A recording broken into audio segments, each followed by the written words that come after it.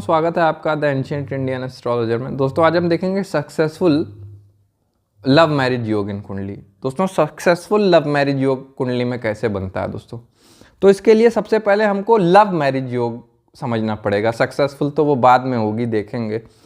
देखिए दोस्तों, love marriage योग कुंडली में कैसे बनता है। दोस्तों यदि आपका, इसके लिए हमें पंचम भाव और सप्तम भाव देखना पड़ेगा। दोस्तों यदि आपका सप्तम भाव का स्वामी यानी सप्तमेश पंचम में स्थित हो और पंचम भाव का स्वामी यानी पंचमेश सप्तम में स्थित हो, तो दोस्तों इस योग का, लव मैरिज योग का निर्माण दोस्तों हो जाता है।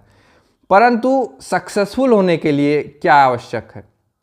देखिए दोस्तों, मान लीजिए आपके इस पंचम भाव में ये शुभ ग्रह की राशि पड़ रही है और सप्तम भाव में भी शुभ ग्रह की राशि पड़ रही है, और यहाँ पर सप्तमेश जो है वो बृहस्पति हुआ यहाँ बैठा है और शुक्र दोस्तों यहाँ बैठा हुआ है। तो दोस्तों ये बहुत ही सक्सेसफुल लव मैरिज योग का निर्माण कर देगा दोस्तों, क्योंकि दोनों सप्तमेश और पंचमेश शुभ ग्रह हैं और ये दोनों आपस में अंतर परिवर्तन करना है। तो ये सक्सेसफुल, बहुत ही अच्छा संबंध दोनों लोगों में रहेगा, बहुत ही सक्सेसफुल लव मैरिज योग बना देगा ये कुंडली में। परंतु अगर यहाँ पर आपके कुंडली में यहाँ पर पापक ग्रह की राशि आ रही है 8 और यहाँ 10, तो यहाँ पर सप्तमेश क्या हुआ, शनि हुआ। शनि मान लीजिए यहाँ बैठा है और मंगल यहाँ बैठा है, तो ये भी लव मैरिज योग तो बना देगा, लव मैरिज शादी तो हो जाएगी। परंतु अगर उन पर किसी शुभ ग्रह की दृष्टि नहीं है, मान लीजिए मंगल पर शुक्र की दृष्टि हो जाए यहाँ पर बैठ करके, ठीक है, या शनि पर यहाँ पर बृहस्पति की दृष्टि हो जाए, तब तो आपकी लव मैरिज ठीक ठाक चलेगी दोस्तों। परंतु अगर शुभ ग्रह की दृष्टि नहीं है पंचमेश या सप्तमेश पे, इस पंचम भाव पे या सप्तम भाव पे शुभ ग्रह की दृष्टि नहीं है, तो दोस्तों फिर वो लव मैरिज मुश्किल है कि सफल हो दोस्तों, बहुत ही सफल नहीं होगी दोस्तों वो मैरिज।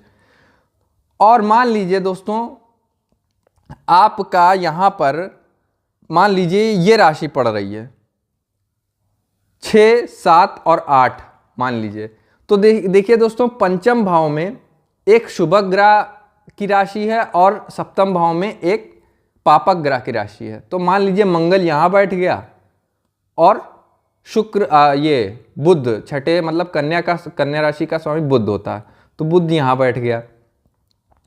तो देखिए दोस्तों ये लव मैरिज का निर्माण कर देगा। परंतु इसमें एक ये है कि आपका जो ये पंचम भाव में जो पापक ग्रह बैठा है, इस पर किसी शुभ ग्रह की दृष्टि हो जाए, मान लीजिए शुक्र की दृष्टि हो जाए, किसी भी प्रकार से कोई भी दृष्टि हो जाए, शुक्र की, जैसे बृहस्पति की 3 प्रकार की दृष्टि होती है, शुक्र की 1 होती है और चंद्रमा की भी 1। मान लीजिए बृहस्पति शुक्र कि यहाँ बृहस्पति शुक्र या चंद्रमा जैसे ग्रहों की मंगल पर दृष्टि हो जाए, तब भी दोस्तों आपका जो लव मैरिज है बहुत ही सक्सेसफुल रहेगा।